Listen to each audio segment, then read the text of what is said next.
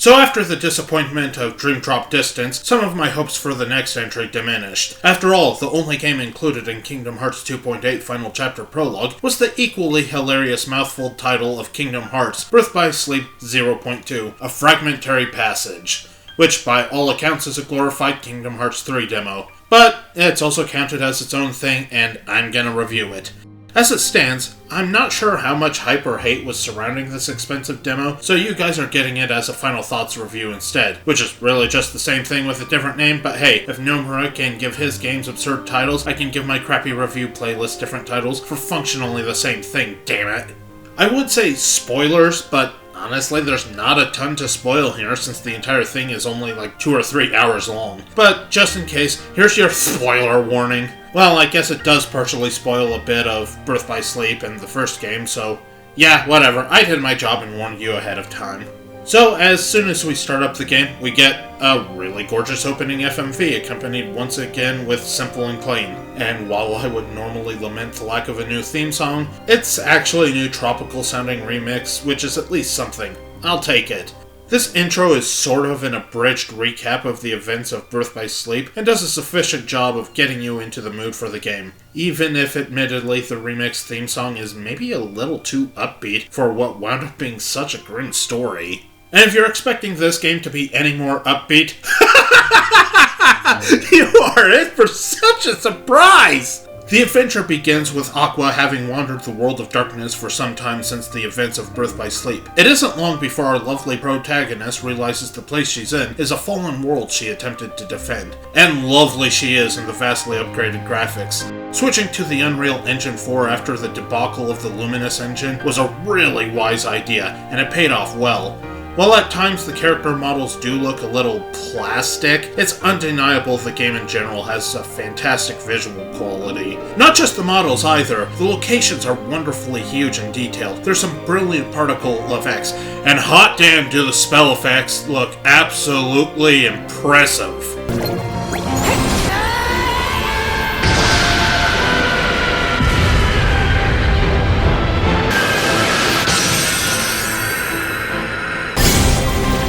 It does, however, come at an unfortunate price. The frame rate does not remain consistent, at least not on a base PlayStation 4. I think the PS4 Pro, as well as the Xbox One X, both handle it more solidly, at least at 1080p, based on the footage I've seen, but there will be frame drops on the base systems. That being said, while it was a noticeable drop, I never got smacked with any outright chugging. I'm no frame rate expert, but I'd say the performance is comparable to the Resident Evil 2 remake. Shortly in, Aqua comes to the conclusion that she can manipulate the area and restore a collapsed bridge using a clock tower, since time has no real meaning in the world of darkness. Accessing the clock's gears is done by politely slapping the crap out of them with the keyblade. Interestingly enough, this more or less serves as a tutorial, as each one opens up one of your abilities, and usually some mooks to test out your new powers on. And on the subject of gameplay, there's a lot that feels really right here. For one thing, remember how I mentioned the areas were huge? Well, you probably remember me also complaining back in the Dream Drop Distance review how much I hated the massive areas because they were a boring chore to traverse, a lot of empty space and nothing interesting in them. This time they got it right.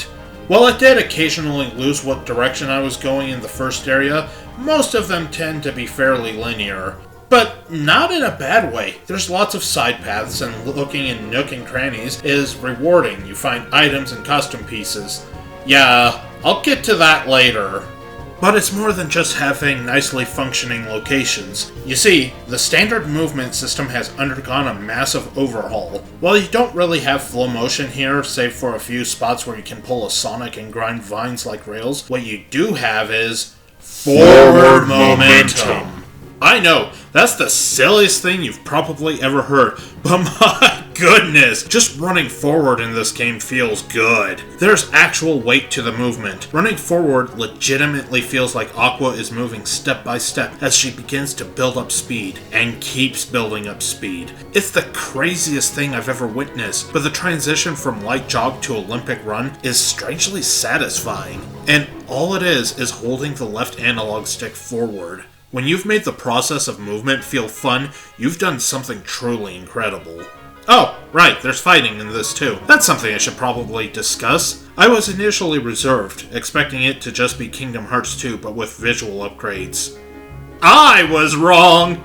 While it retains the flashy combos of Kingdom Hearts 2, it feels like they recognized a lot of the reactions people had to that game's combat and did adjust it.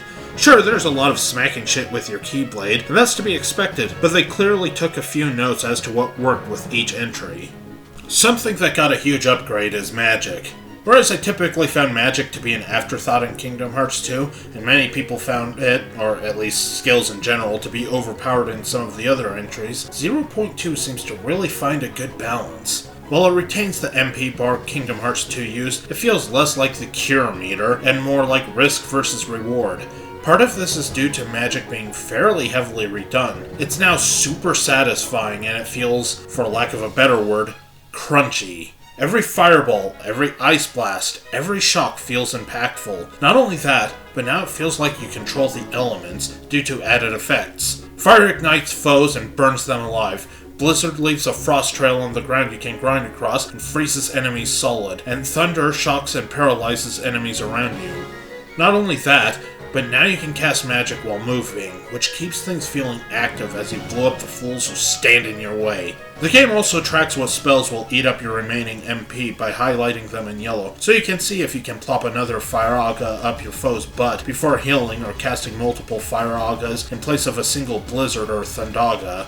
The other reason why magic feels much more risk versus reward this time around is the implementation of situation commands, which are a sort of refitted command style. And hey, they even include the occasional command style. Essentially, these react to your fighting style. Attack with melee a lot, and you'll get a command style finisher. Throw a lot of fire spells, and you're rewarded with a more powerful fire magic. Mix and match, and you're often rewarded with more than one. This means it's very worthwhile to see how much havoc you can unleash before getting yourself a super fun nuke. I really like the situation commands being dependent on your playstyle. It makes it feel more reliant on player control, rather than just being a flashy thing for the sake of being flashy, and I personally think it's more rewarding because of that. Next is the shot block, returning from Birth by Sleep, and it's mostly unchanged. You get a slow-mo period to lock onto targets and then blast them away. There's only one version in this as far as I'm aware, but that's fine. It serves its purpose. Back in the plot... Okay, I'll be honest, this game barely has a plot. Not in an offensive, look at all this super important exposition crammed into the beginning and end way, like Dream Drop Distance, mind you, just that it really doesn't focus much beyond Aqua's wanderings. That being said, this is actually fairly well done. We see her mental state degrade over time as the darkness starts to seep in, and her desperately trying to remain sane. It doesn't hurt that Willa Holland is much better in this game than she was back in Birth by Sleep. Her line readings are considerably less awkward, and she's much more emotive this time around. There's not a lot of voice acting beyond mostly just her, save for a brief sequence with Terra, and Jason Dohring too also sounds much more natural. Last is Mickey, who sounds like Mickey Mouse. There's a few other characters, but it's about what you'd expect from the series. As for Mickey, I know they had to replace his voice somewhere along the line, and that many people don't like the replacement voice actor, who I believe is in this, but I don't really have a problem with the performance. That being said, there is an interesting part where Aqua has to fight off her evil doppelganger a few times, and while not super plot heavy, it works great for further fleshing out her character. This probably best represents just how much the darkness is starting to get to her, and even after all of her stubbornness, she's beginning to crack under pressure. After clearing multiple unique areas and fighting several bosses, who do sadly repeat themselves quite a bit, she eventually finds Terra and Ventus in the darkness, or at least aspects of them, after suffering from hallucinations of her friends. She finds out that Terra lost his body to Xehanort completely, and he warns her not to tell him anything as Old Nort starts to take over in the middle of their conversation. She gets nabbed and pulled into another area where she's rescued by Mickey. And for the rest of this brief adventure, Mickey follows her around as an AI partner. This honestly makes the game even more fun, allowing you to be a little bit more reckless as Mickey can shoulder some of the weight and can heal her if he's got some MP should things get a bit dicey. Speaking of which, I haven't commented on the difficulty yet. It's pretty good! While I never wound up dying on the game's standard difficulty, I came close on more than one occasion. I didn't feel like a small slip-up would deep fry me, but I also never felt like I could completely slack off either. It was good balance and didn't come off as unfair nor too easy. During this last phase, you fight a boss you've already beaten again, although this time he brings a few new moves. But so do you. You namely have the ability to team up with Mickey via situation commands for some big damage. The story concludes with the other side of the door from the ending of the first Kingdom Hearts. As Riku goes to shut the door, Mickey and Aqua hold off a massive Heartless. Aqua winds up getting dragged away before she can escape with the others, but vows to continue her fight, reminded of her role as a Keyblade Master. Yeah, it still ends on a bittersweet note, though I think it's a bit more positive than her previous adventure's finale. We then flash forward 2 years following the events of Dream Drop Distance, as Mickey and Riku head off into the World of Darkness to save Aqua once again. Sora is then sent to regain his power because they needed an excuse to nerf him for Kingdom Hearts 3, setting up the opening to that game. But wait, there's more! I believe there's a bonus boss for the game that I haven't actually fought, which is yet another variant of the Dark Aqua Mirror boss. And then there's a lot of clothes and accessories to unlock. Yeah, in a weird twist, there's a layer of visual customization included in this. You can do things like give Aqua cat ears, recolor her outfit, give her wings, etc, etc. And as much as I hate to say it, it's meaningless. Your customized Aqua won't appear in cutscenes, only gameplay for one thing. For another, it doesn't really do anything. It won't carry over into Kingdom Hearts 3, and while the stuff you found does carry into New Game Plus, it's nothing special. I also think I forgot to mention the music. It's what you'd expect. I'm not sure if it's new or reused from Birth by Sleep or what. It serves its purpose, it sounds great, but admittedly, it didn't really stick with me. I'll acknowledge that might just be because of my focusing on the crunchy explosion sound effects though. So that just leaves these questions. Is the game good, and do I recommend it? Yes and no. Good grief, it pains me to say that. There's so much good in this. It's fast-paced and fun, it looks amazing, it plays wonderfully, and it's great seeing Aqua in action with a model that uses all of that fantastic modern hardware. It's just a great entry, but it's only a few hours long, and is essentially just a glorified paid demo. The entirety of Kingdom Hearts 2.8 Final Chapter Prologue includes the laughably bland Dream Drop Distance, this demo, and a movie version of the phone game's story. That's $60 for a game that was originally $40 and wasn't very good to begin with, a 2-hour-long demo, and a movie you could probably just watch off of YouTube. Ouch! That being said, if you get something like the Story So Far or the All-in-One collection, especially if you get it on sale, hell yes, I say play this! Its brief runtime is more satisfying than the entirety of Dream Drop Distance. There's only one game left in the All-in-One collection for me to review, but before I crack open the previously long-awaited Kingdom Hearts 3, I think I'm going to take a brief glance at the movies included in the collection in one big video. So next time, we'll hit the stories of 358 over 2 days, recoded, and back cover.